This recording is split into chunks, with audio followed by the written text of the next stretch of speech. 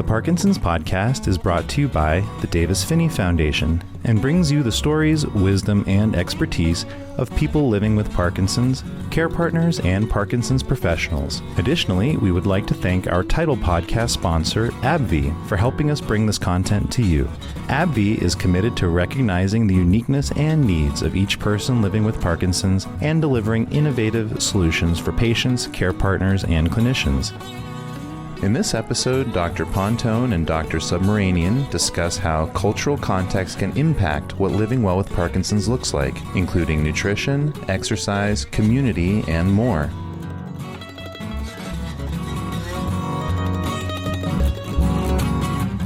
We're so lucky today to be joined by a couple of experts who I would guess might be pretty familiar faces to many of you here in the Parkinson's community. Dr. Indu Subramanian is a clinical professor of neurology at UCLA, and she established the Movement Disorder Clinic at the West Los Angeles Veterans Administration and is the director of the Southwest Pederac Center for Excellence in Parkinson's.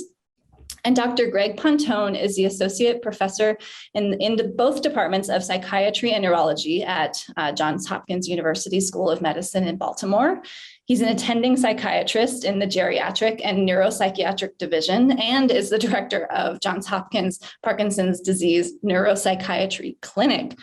And somehow they're both making time to talk with us today. So we're really grateful that you're here and really, excited to dive right into this topic. So I think Indu, if you would just kick us off by setting the stage and sharing, kind of helping us define when we hear these words, cultural context, what is that term referring to? What does it mean? And maybe even taking it one step back, what do we mean when we talk about culture? How do you define that? And how are you thinking about it, in this work? Yeah, so I think even taking it back a few steps. So I've been a Parkinson's doc for about 20 years. And I think, historically, we've really been serving a certain type of demographic well. I think a lot of the pictures that we have out there of who gets Parkinson's, what I learned in medical school was a sort of white, sort of man who, went through the stages of disease and became more immobile. And these were sort of the images. It was like an older man who was, Caucasian. And so I think, just contextualizing, who gets Parkinson's in the world has really, I think, been something that we've been trying to reinvent and to rebrand a little bit, because I think because of these sort of images, a lot of patients, like if you look at somebody like me, there are people that look exactly like me that come to clinics every day complaining of symptoms that are Parkinson's symptoms, that get told that they're, crazy, that it's all in their head, that they have, they get put on medications for anxiety or depression or something else, if they're told that they have functional symptoms. And really the diagnosis is missed because of, I think, the sort of demographical idea that we've had historically. Then sort of catching up to 2021, I think we've seen just sort of the landscape of medicine being practiced in a country like the United States, where there's really been a lot of inequalities, inequities in care, disparities in care. And I've just been really open my mind to just how much we have not been serving many populations well in this country, as well as outside of this country in the world. I came to find out that, there are populations in the world that have no access to even carbidopa-levodopa, Sinemet in Africa. And that's mind-blowing to me. What are those patients being put on for a highly treatable disorder like Parkinson's disease? So I think we've really sort of connected globally as a community and really been thinking a little bit outside the box of, who are we serving and who are even, we capturing in terms of the sorts of studies that we've been doing. A lot of the studies that we've done time and time again, when you look at demographics, and a lot of these studies have never even had to report demographics of patients and gender and race.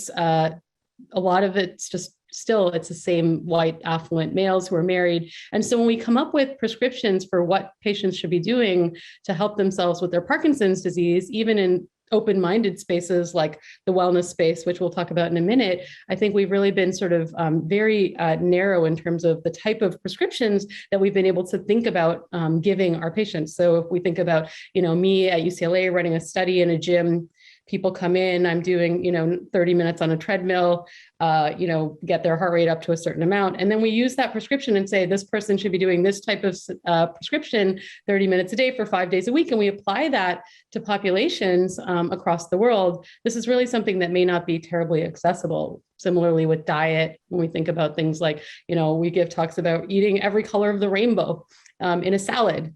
And, we've had dietitians. I had a dietitian come into the VA who gave a talk like that with beautiful pictures of salads and all kinds of colors. And I was looking at the audience thinking, I know a lot of these patients live in parts of the city where, the closest food is really going to be at a liquor store or, a store where a lot of it's prepackaged. If they go to the canteen at the VA or the store at the VA, it's really going to be, nothing that looks like those vegetables, on that salad. So I think we just have to really think outside the box in terms of when we're giving people an idea of how to empower themselves and how to really think about these prescriptions, are they able to access this?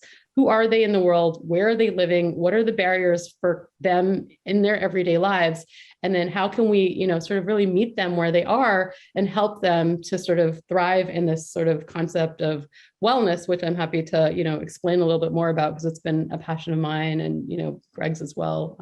So we can talk a little bit about that, but that's sort of a roundabout way to sort of put a framework. And then, I know that Greg has some ideas also about the definitions of culture. And I think, they could be different depending on what dictionary you look at. But I think what we're talking about in this sort of space is really the intersectional framework in which a person, comes to see me with, who's living with Parkinson's disease, that person in their environment, in their world, be it race, which I think is a very small piece of this, gender, which is another piece of this, which there are huge disparities in that, what their community looks like, what their, maybe sexual preference, what their different types of things that may affect them every day look like, where they're living, what zip code they were born in. All of these things actually have a huge impact on, what ends up happening in their disease, including maybe trauma that they may have faced in the military, for example, with Parkinson. So I think all of these things sort of, in my mind, kind of frame the sort of cultural context. And maybe Greg can speak to that a little bit as well. No, yeah, I agree, Indu. I think that's a great description. When I think of culture, it's bigger than the individual. So you're going to be interacting with the individual who has Parkinson's, but you're also going to be interacting with their family and to some degree their community, right? Because they have to live and perform their activities of daily living within a community. And so, culture is sort of the knowledge and rules and ceremonies, religions sometimes that are passed down for generations. People live within that context. And the disease has maybe a different meaning between these different cultural contexts. For instance, there are cultures that really value individualism. And there are other cultures that are much more about inclusion and harmony of, between individuals. And so I think that's really important because, you may be trying to achieve one goal with your sort of cultural values that isn't necessarily consistent with theirs. And the same thing when you're working with care partners or families, they may have one conception about how they want to care for their loved ones. Maybe in some Western cultures, it's very transactional. We're busy, we're working, that's the expectation in our culture. So we want to outsource the care, right? And the individual is okay with that because they said, hey, I never wanted to burden my family. Whereas other cultures that would blow their mind. They're like, no, grandma was always going to live with us and we're all going to contribute. And doing it any other way is, not within their vocabulary. And so I think failing to account for this is really going to settle for a less than optimal fit for your intervention. Even the way we express distress, I think, is somewhat culturally bound. So I'm going to give you a little personal piece of information. I come from an Italian and German family. So the German side is very stoic. Like, you just don't complain. No one wants to hear it. And the Italian, everybody knows if you're hurting, right? You're moaning and whining and you're pulling other people in to help you. And so there's really a contrast there. And I'm not saying either one is better or worse than the other, but there's clearly a different expression of distress. and it's acceptable in this culture and not so much in this. So, you knew when to whine in my family and not when not to.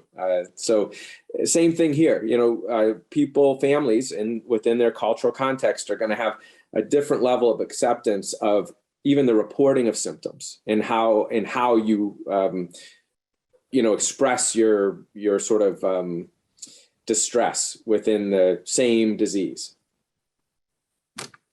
So the short answer is that culture is everything, really, is that culture is the way we do things, the way we think about things, the way we express ourselves, the language we use, all of that kind of stuff. And it's influenced by so many different things, where we live, where we come from, our families, all of those things. So it's really complicated. And also we all can relate. I would imagine, as you were just talking about your own experiences and observations you've made, there's probably folks here who said, yeah, I heard that salad thing and thought, I'm never going to eat. Like, that's not how I eat. Or I've heard that exercise thing. That's not how I move. Or, I don't talk about my pain because we don't talk about pain in my family.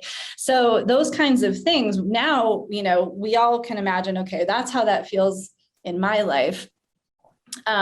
So as folks who are looking at studying this and trying to help us get better at doing this, both for ourselves, but also as care providers or as educators, as organizations, it sounds like you have to look at this from a couple directions. One is noticing where we're kind of doing this, where ships passing, because we're saying one thing and it's not landing with the diversity of thought and the kind of people that we're talking to.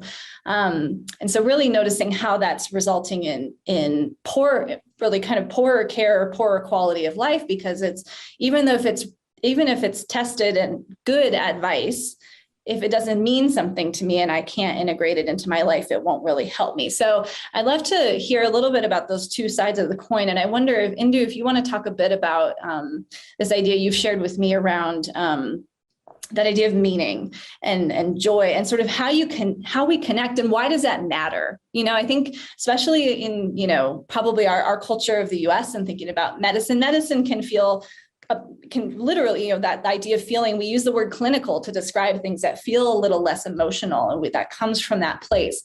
But this is emotional, and it does require, meaning and joy and things that it matters to resonate with people. So I'd love to hear a bit more about how you've been thinking about that. And for both of you, and I'd love to hear about the flip side of that. How are you seeing, when those ships pass, what's happening? What does that actually end up looking like? And what do those disparities start to look like? So kind of shift us into that conversation. Yeah.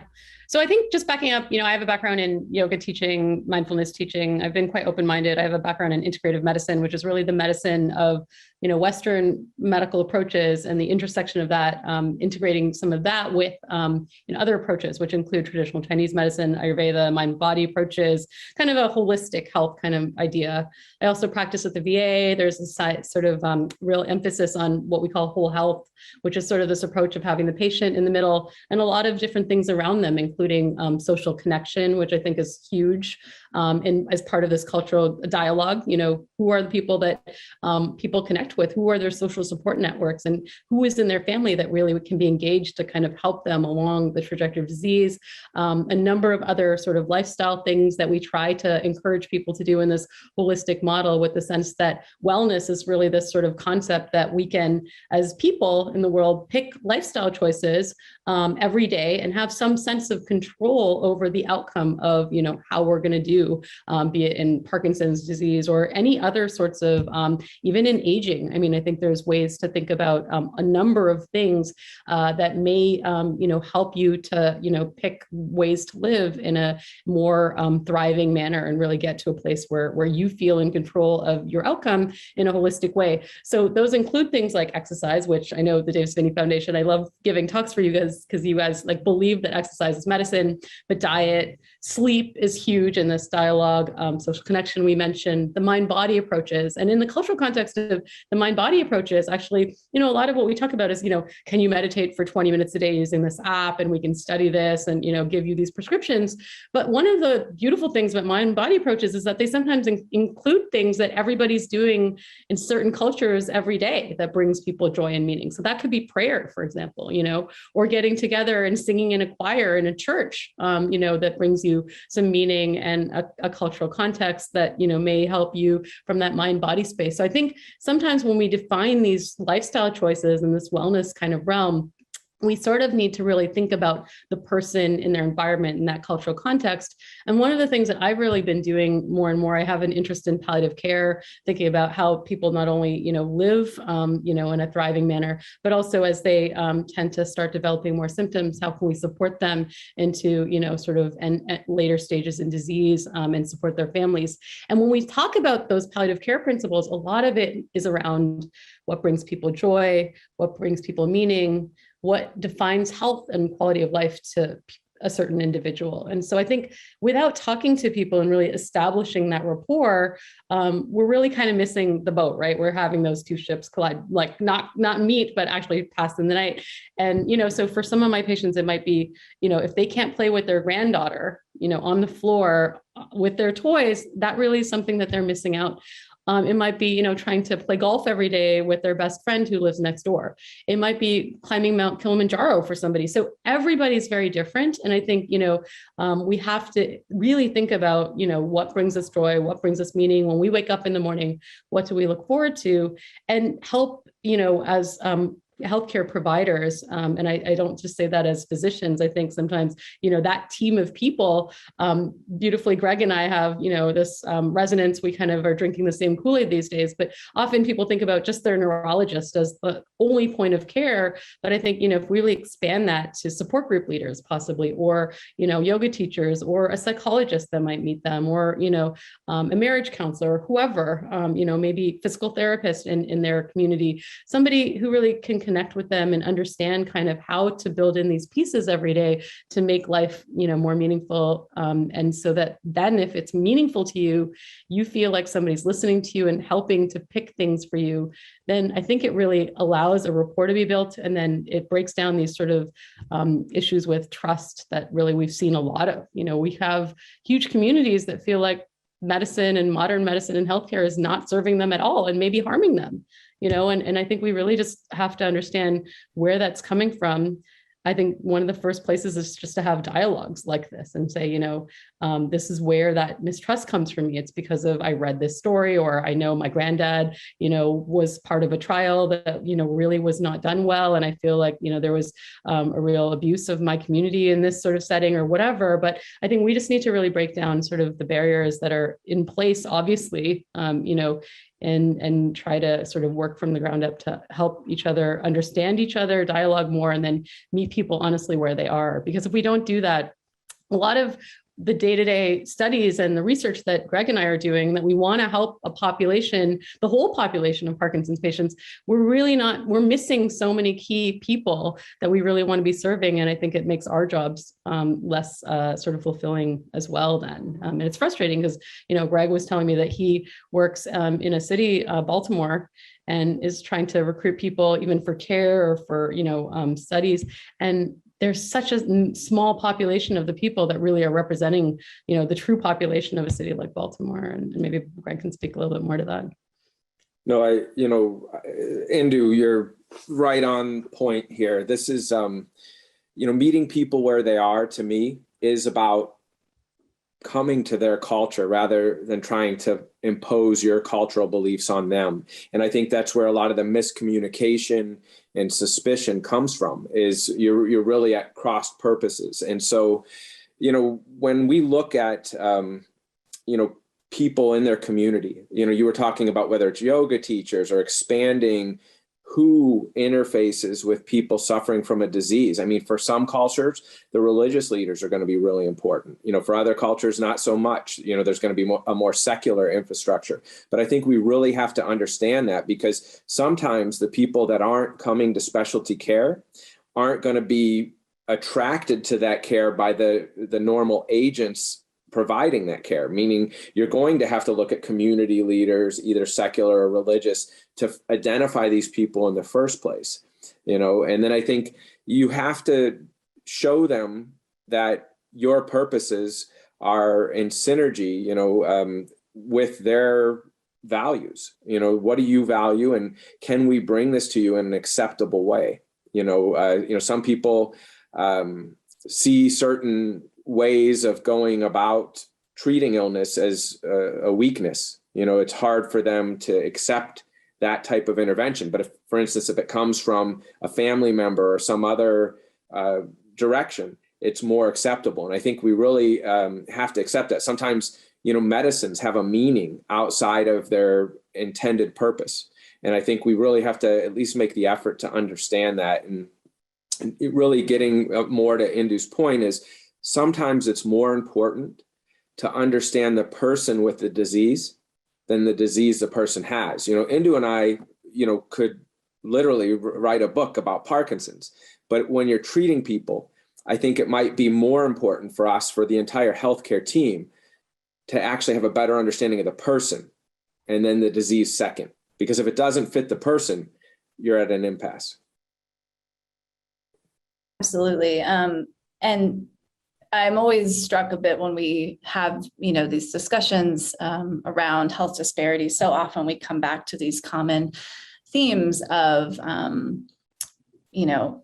communication, trust, and really sort of an overlying issue with that is time, right? And things like that. And so knowing that it takes a fair amount of time and of investment that isn't always allotted for some of these, appointments and things like that. But I would love to hear, I think you've both done such a wonderful job of helping us understand, what are we talking about when we think about culture?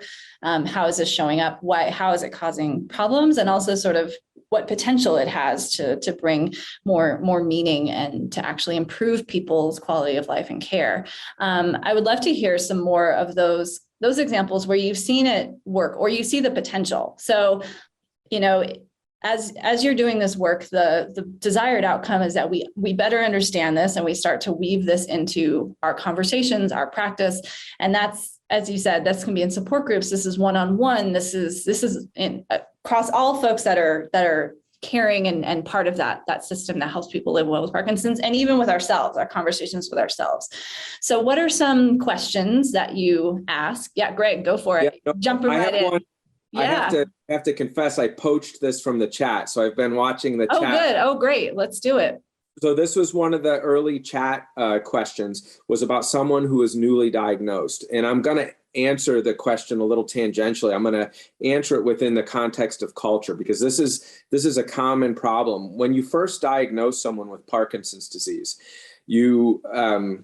it's still a clinical diagnosis. I mean, we have fancy new DAT scans and technology that support the diagnosis, but at the end of the day, it's still a clinical diagnosis. You walk into your neurologist's office, you tap your fingers, you stomp your feet, and then 15 minutes later, you walk out with a life-changing diagnosis. And for most people, that's very unsettling. They want to see something tangible, right? Show me an X-ray, show me something that proves to me in a tangible way I have this neurodegenerative disease. And so you now overlay culture onto this, right? I sort of told you about two cultural extremes, right? The Italians, which are a high expressed emotion culture, and the Germans, who are a low expressed emotion culture, right? And if you do the wrong thing in that culture, you don't get what you want, right? You're not gratified emotionally. And so imagine this: you have someone in a German culture who comes out with mild initial symptoms of Parkinson's, but with high expressed emotion. And Indu actually said this right at the beginning of the talk. They're going to blow you off. They're going to say it's psychosomatic, and especially if you're a young woman, right? You don't fit that old white male, then you're coming out in a low expressed emotion culture, really worried about your symptoms. And they're not, remember, we don't have an X-ray that can show you. You're going to probably go down some rabbit holes before you get the care you need, because you're out of sync with your cultural values. Okay. So as a clinician, this is at this brittle first stage, this delicate first stage of diagnosis. You really have to understand not only the patient, but the sort of system, the cultural and, family and community support system they live within, and in terms of getting them on track. Because here's the other scenario: is you have the person who might be in a medium or high expressed emotion culture who just really isn't that distressed, right? They have low expressed emotion. And so they have Parkinson's, but they're so understated in this particular culture that they go 5 years untreated, experiencing disability they don't need to have if they would just embrace the diagnosis. Or maybe they get 5 different opinions and now they're getting treated for chronic Lyme when they really have Parkinson's. And so I think we really have to pay attention, because in that early stage, missing can have consequences. And I think that's going to be even more true when we have disease modifying therapies where every minute counts in terms of the number of neurons we're going to be able to spare or save.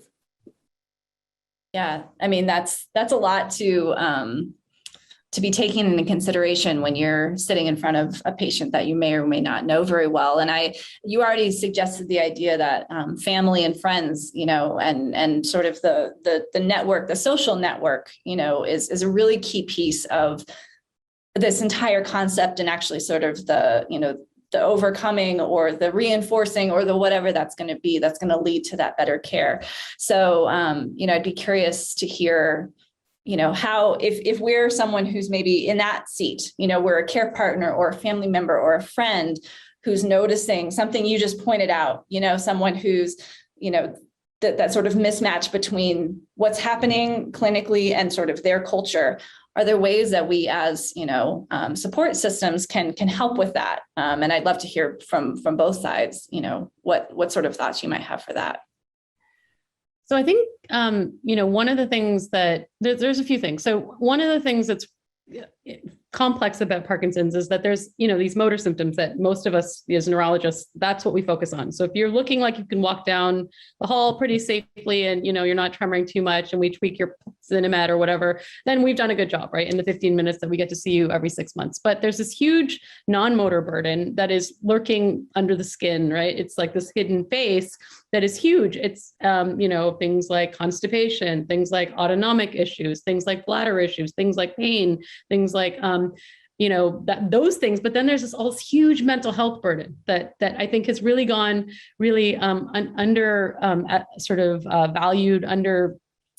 recognized. And we really have done a disservice, I think, to our patients by largely calling it this movement disorder with motor symptoms. And we, again, with those drawings of the white, male that's really, having more and more motor issues in these pictures, really sort of projected a very nice idea of motor symptom burden. And if we've done that well, that we've done, get an A+ as neurologists. But then what really affects our quality of life in most of our patients, honestly, is this non-motor burden. And then, enter things like pandemic, enter social isolation and loneliness in cultures where we are, as people age, they tend to not want to be burdens, tend to sort of, isolate themselves sometimes. And, you have this huge non-motor burden and then this mental health burden. And, Greg and I have spent a lot of time thinking about, what should we be doing proactively as we follow our populations that we love, that we're trying to help, through Zoom, sort of meetings and whatever we can to kind of keep people safe in this sort of time frame where we've not been able to, drizzle in these in-person support, in-person, sort of physical therapy classes, in-person, large group exercise classes, yoga classes, support group classes that we've really enjoyed, sort of helping connect patients to each other in person. We've been able to, sort of help people, through hugs and touch and, smiles. We don't even do that in our offices now. It's all, through this type of screen or with masks on. So, people are really, suffering. And I think the mental health burden historically has been stigmatized. Hopefully with the pandemic, we can break down those stigmas a little bit and really get, the care where it needs to happen. I think that the sense that, in my 15-minute visit in my ivory tower wearing my white coat, that I'm really going to help the holistic health of my patient for the next 6 months is crazy, right? I mean, why would that make sense? So we have to think about other ways, other multidisciplinary team members that we can use, engage, but also how can we engage the community? And when we've been looking at, our social isolation data, which is huge, loneliness in Parkinson's patients is as bad for you as being able to exercise, 7 days a week for 30 minutes a day is good for you. So it's a huge, negative. And so how can we help patients to find ways to engage themselves in their community. And I think it, again, boils down to that cultural context of where the person's living, who the people are that surround them. And they may not even have realized how disconnected they are from these things that they may have really brought them joy. And in the chat, we're seeing, tons of siblings that are trying to help their family members. And unfortunately, the way that this disease works is that people, get symptoms. They tend to sometimes be in the non-motor realm. They're embarrassed. Sometimes it's not visible to people and they feel like they're a burden and they tend to isolate themselves. And that's just part of this disease. And we have to really normalize, education, empowerment, and normalize the need for a support network, to have a buddy that comes in with you from diagnosis that supports you, and not just sort of wait until something happens. And that's when somebody, suddenly needs to engage a family member because they can no longer drive or they can no longer, fill out some forms at an office or something. That sort of rapid need to then establish rapport for us as clinicians with family members that have been kept out of the picture is very stressful. And the family members also feel like, hey, I would have been here for you from the get-go and understood this disease, but you kind of kept me out of that sort of circle. So I think we really have to think about how to support people. And Greg and I have talked about almost as you might visit a physical therapist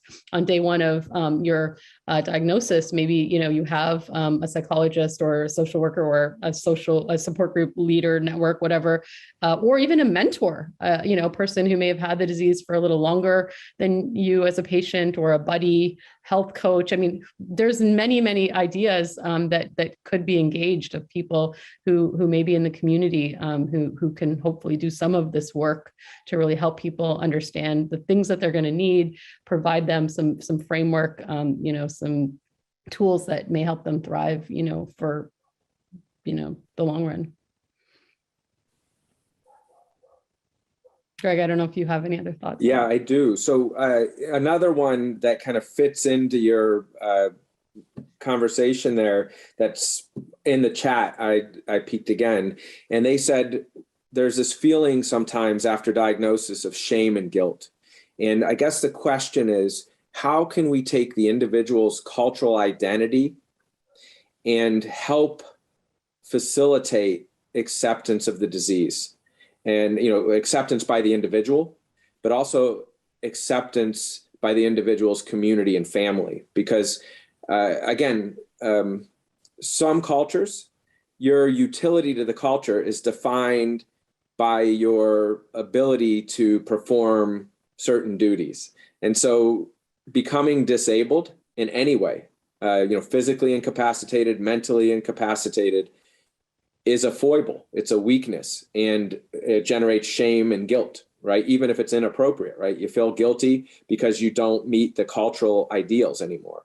And so I think that's a big reason for sort of denial of symptoms, and denial of symptoms often leads to poor compliance or non-compliance with treatment. Or like I mentioned before, we have people who are in denial for the first leg of the disease, and they miss the opportunity to experience a better quality of life. And I think in most cases, it's not enough just to intervene at the level of the individual. You really have to understand their cultural values and then work with them and their family and ideally their community, which gets back to what Indu's saying about educating not just the individual, but the individual's family and community. Because, this is something that could happen to any of us, right? We could develop this neurodegenerative disease and it alters certainly our ability to do things, but it really shouldn't alter our value to our family or society. And this is going to vary by culture, because, in some of the Western cultures, and I'll keep going back to my German heritage, if you're not useful, you're not that valuable. And I mean, that's just the way it is, and I mean, look, that's a hard take on it, but there very much is, it's a utilitarian culture. Whereas, if you look at some of the more sort of Eastern cultures, there is a value for aging. They have like a sort of almost like a reverence for ancestors. And, as you grow old, you are a repository of the memories and beliefs of the entire family. And it doesn't have anything to do with the merits of your achievement.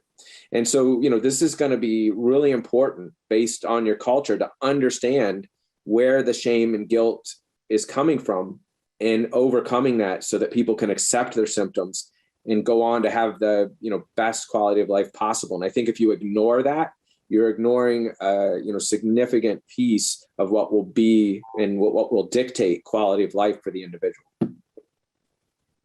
So I'm hearing, really that we focus a lot about, and the individual and maybe the care partner and the clinician, right? As Indu said, the 15 minutes in her white coat. And then there's the real world that exists around that, and sort of the many gaps and the flip of that, the opportunity for support in the in-between there. So I'm hearing a lot of suggestions here around how those things might change or be looked at differently in order to sort of counteract these really complicated human emotions of denial and shame that we know, particularly with someone living with Parkinson's, delays treatment and affects what your symptoms are going to kind of look like.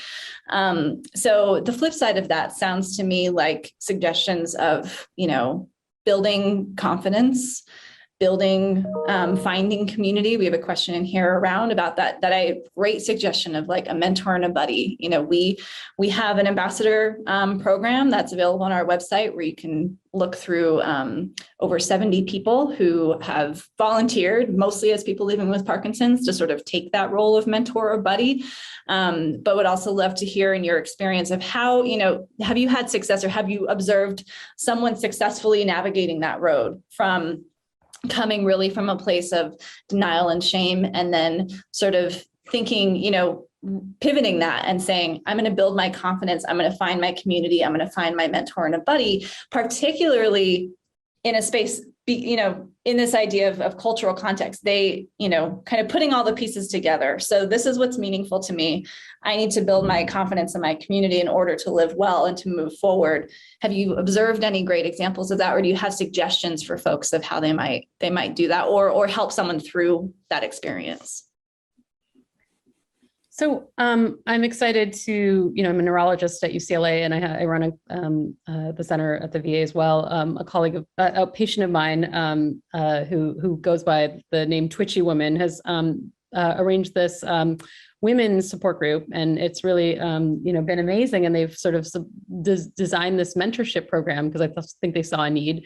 They've been trying to pair people with like interests or like geography. It's become an international kind of attended program now because of the beauty in some ways of telehealth, which is, I think, a silver lining of this horrific pandemic that we've all been in. But I think there's a lot of ideas using modern technology, possibly social media, possibly, I think, the sort of different types of platforms like this one, for example, in which you can kind of, participate in the chat and feel connected to sort of people that you're sort of watching live. So I think there's a lot of ideas. I do think that we have to really think outside the box. And so, who are the trusted leaders in some of the communities that we are not serving? So it might be religious leaders. I was talking to some African-American, colleagues of mine, and, the hairdresser, the sorority sisters, people that, are really the framework in which people thrive. I think we have to think outside the box, and so think about your own culture and who really the people are that you, sort of bring you sort of joy and meaning and stability, or, that you really look to. And I think for each of us, it's different.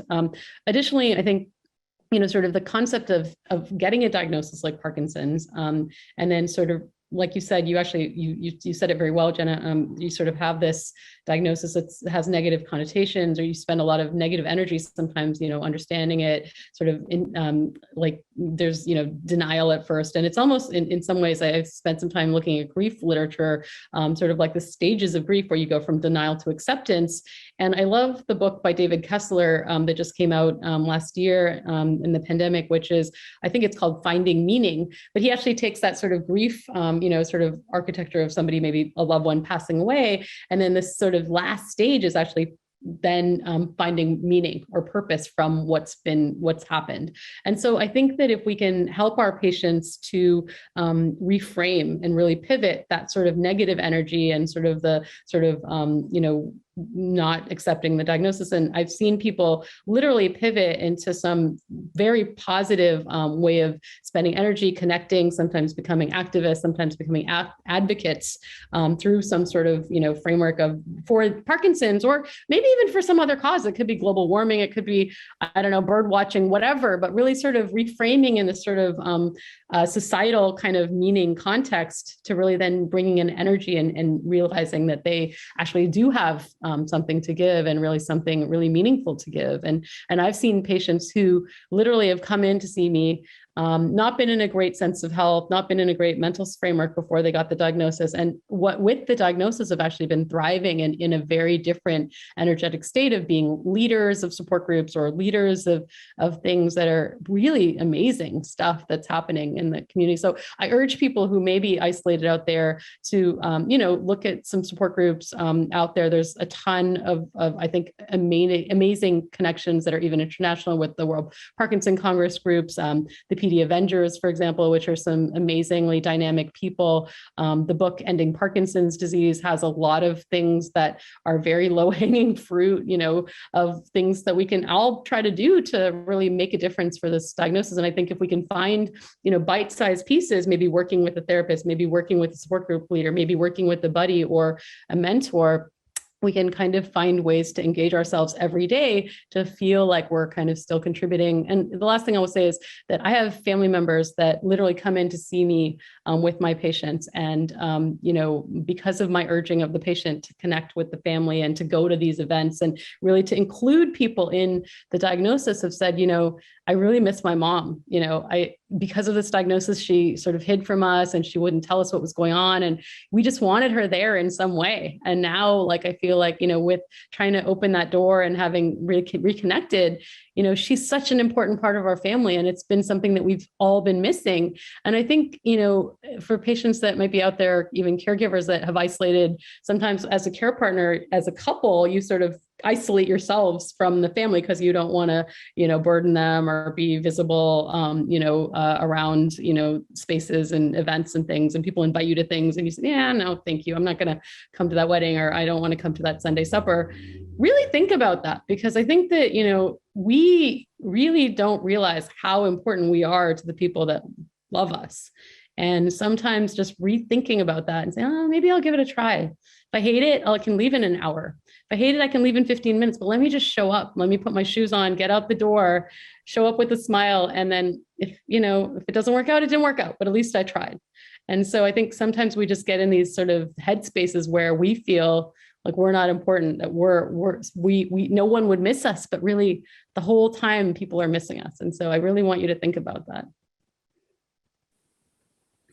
Yeah, I think that's a great point, Indu. I think so many times, whether it's Parkinson's or cancer, when someone is diagnosed or labeled with a disease, you almost feel as if you're apart from your group, apart from your culture, right? All of a sudden you don't belong because you have this malady.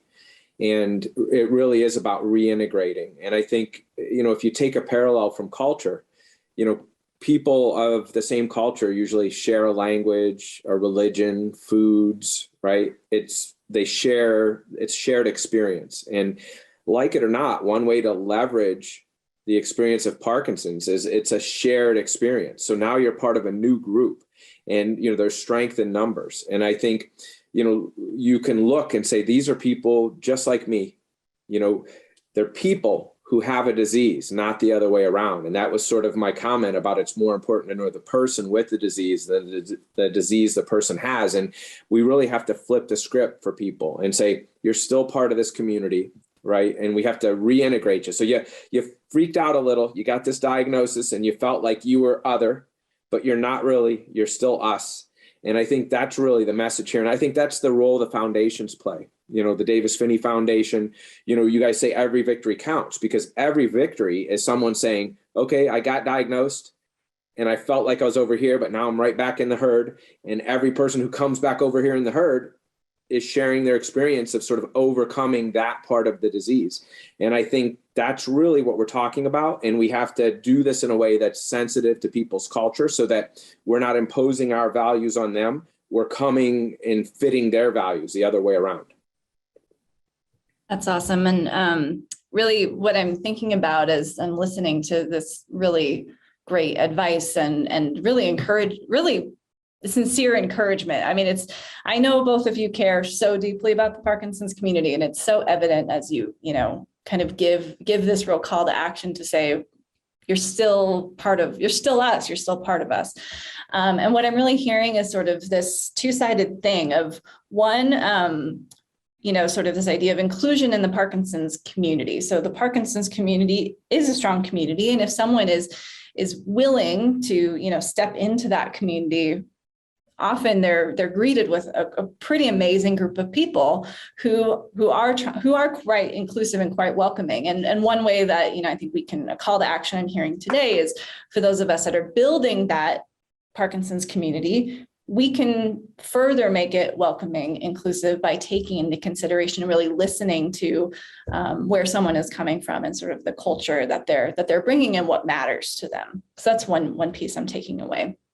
The other one, though, is sort of the visibility in the rest of our life. So we want to encourage that inclusion into our Parkinson's community, and also we're much more than our Parkinson's. And so the showing up into the rest of the life, that visibility has two sides. It's what you just encouraged us, Indu, to say, just going to go. I can leave in 15 minutes if it's terrible. If it's as terrible as I'm making it out into my head, guess what? I can also leave. But it's also sort of the space that someone is walking into, right? And sort of creating space where it's not hopefully riddled with stigma and riddled with challenges for someone who is, moving through the world a little bit differently. So I hear also that call to action, not just to the person living with Parkinson's, but to, as you have said, the family, the community around them, and really sort of the allies and the advocates. So as advocates yourselves, I would love to hear a little more like, what is the call to action for those of us who might identify more in that space of ally or advocate, who are out there trying to make it less scary to show up and to create avenues for visibility that make you want to stay longer than the 15 minutes because actually it turned out to be great. What are some ways that you can, you might invite us to make safer spaces for people living with Parkinson's? So as we mentioned, I think at the beginning about the cultural context, I just wrote a gaps paper for women with Parkinson's. And, it's like there's so many intersections of people that are very different than what we maybe have thought, because those, the other 99% of the people that show up in my clinic are not that person. But, when I see women, for example, who take on so much caregiver burden, they don't want to get care for themselves because they're too busy, taking care of their kids or their spouse, honestly, still, or they're, and women, our value is in who we're taking care of. Like, that's what brings us value in society is, can I still cook dinner for my husband? Can I, play with my grandchildren and babysit them so my daughter can, go to this event? Or, can I still take care of my mom with Alzheimer's and I still have Parkinson's, in my 50s? This is what brings us value. And so when we don't have that, we can't do those things. It really does put us in a place of shame, or, we're less than, or whatever. So I think we have to be honest about, what each of us brings to the table. And if I was a woman who was young, who's a lesbian, it's very different, right? Because then who's my partner, maybe different, and who's going to be able to care for me in that community may be very different. And so, eventually, so I think we have to think about the person who's before us as, healthcare providers. And really, I think it shouldn't just be an assumption because I was born in India that I, look like this, that, and I'm a Hindu on paper, that then I would want to, have these 10 things, if I ended up in a situation where I was, on a ventilator. There should not be an assumption. There should always be an open-ended conversation with people to really understand who they are, what brings them meaning, what is the quality of life that they, and what brings them really, purpose and quality for them in their lives. So I think that's really important, is to make no assumptions, drop our assumptions. When we think about safe spaces, I've thought a lot about this from a yoga and mindfulness context, because, sometimes people don't feel comfortable meditating with people that look different from them. And if you are, for example, somebody who may be African-American, and you have, a historical, racial, sort of burden of 400 years of oppression, you may not feel comfortable in a place where, everybody doesn't look like you. And so I think we have not in medicine really understood this well. We are not part of, some of these dialogues. We don't read the books that we should be reading. It's not part of a curriculum.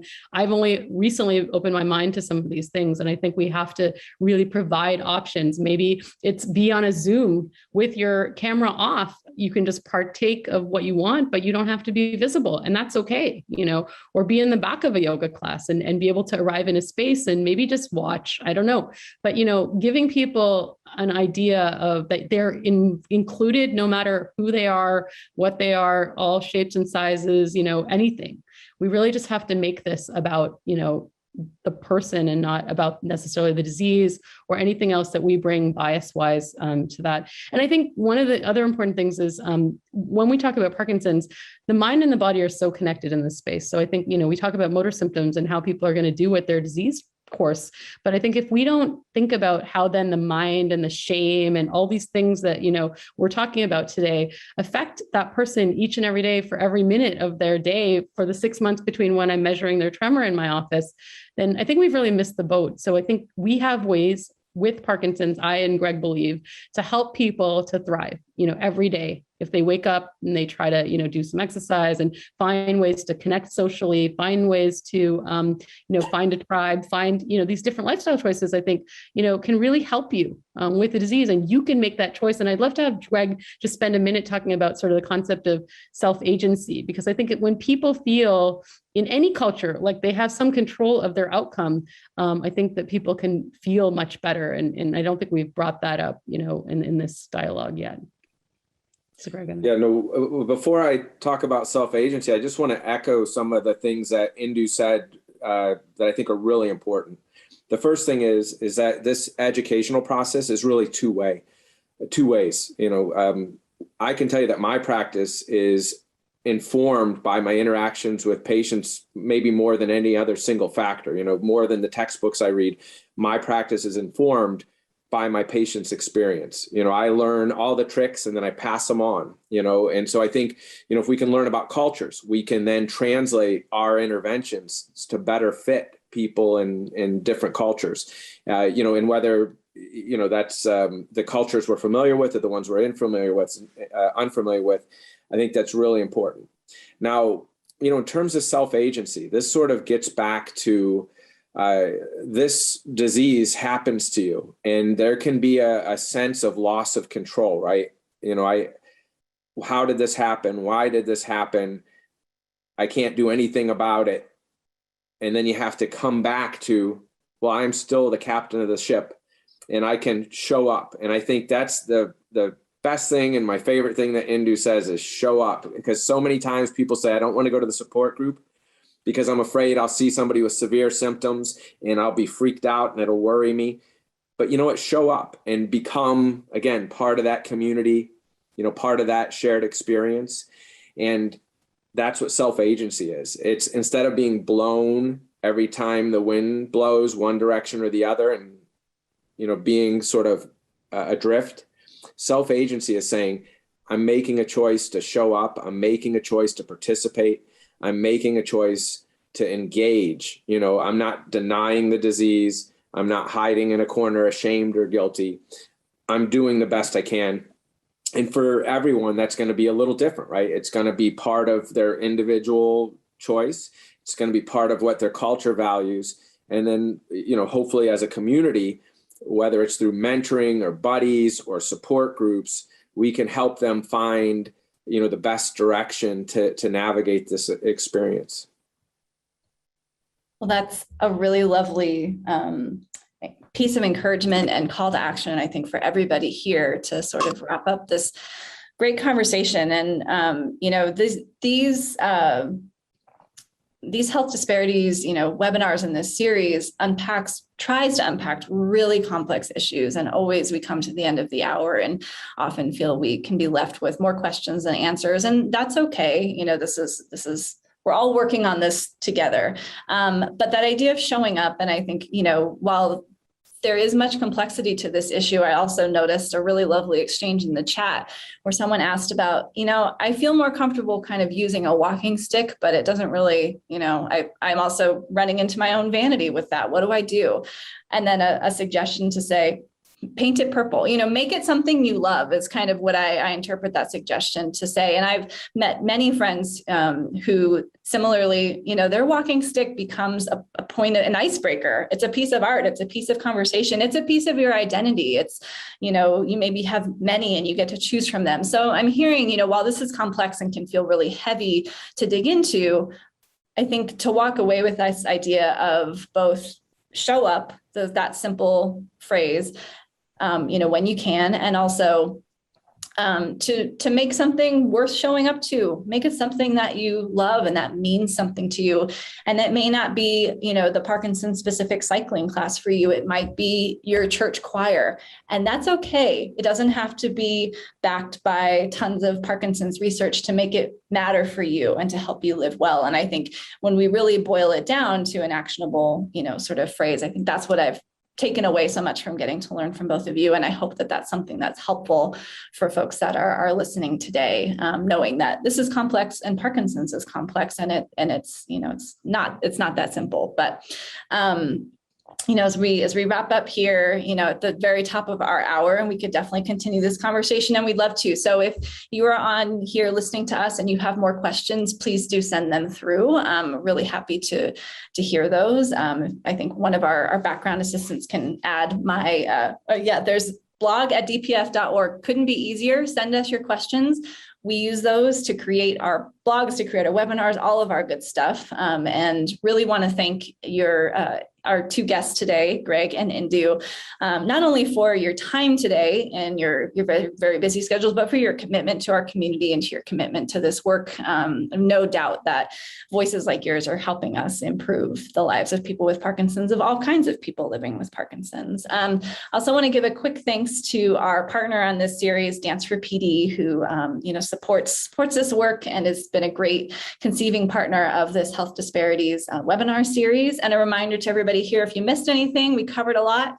You will get that recording. You will get a transcript if you prefer to read through. And please do follow up with us when you have more questions. And I think we'll wrap up today with just a big moment of gratitude for everybody, including the participants and folks who chatted to us. Thank you for joining us for this episode of the Parkinson's Podcast. For more information about the Davis-Phinney Foundation and to learn about educational offerings and community events for people affected by Parkinson's, please visit davisphinneyfoundation.org or dpf.org.